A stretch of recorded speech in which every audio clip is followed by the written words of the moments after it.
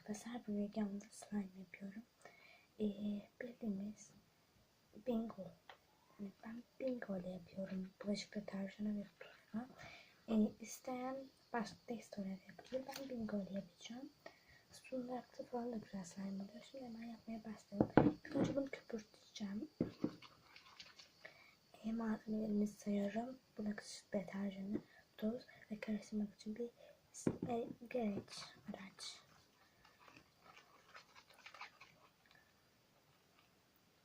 Bunu daha ilk defa deniyorum arkadaşlar.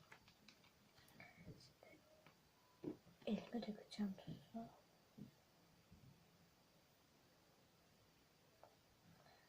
Şu elimde dursun.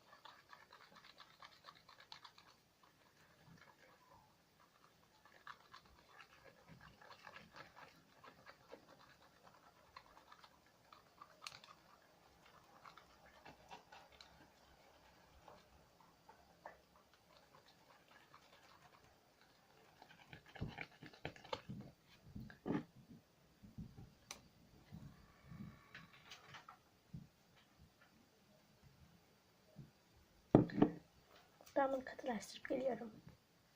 Arkadaşlar kaç saatten beri yapıyorum, karıştırıyorum fakat hiçbir katılaşma yok. Yani aynı, hep aynı. Sanki birazcık daha iyi öncekinde.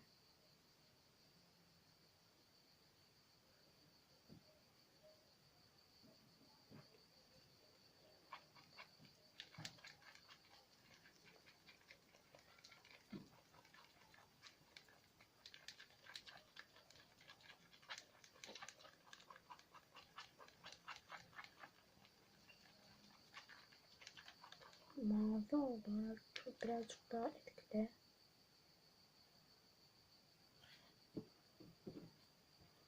Elime döküyorum.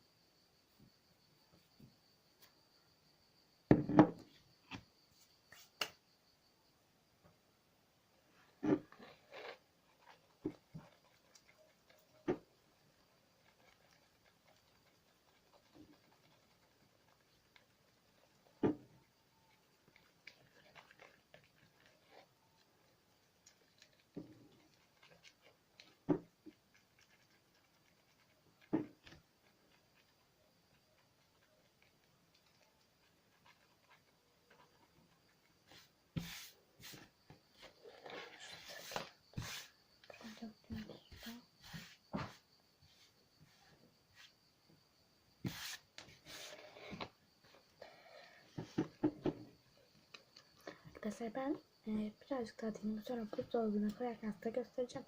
Ondan sonra bakalım. Evet arkadaşlar, görüyorsunuz ki hiçbir şekilde sonuç vermiyor. Ve iyiydi ama. Bakın göstereyim şöyle.